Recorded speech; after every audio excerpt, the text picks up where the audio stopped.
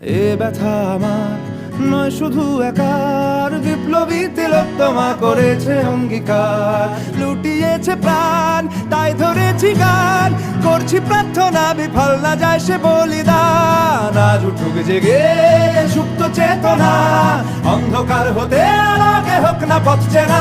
আর কবে, আর কবে, আর কবে, আর কবে, আর কবে, আর কবে, আর কবে চোখ মেলে তাকাবে।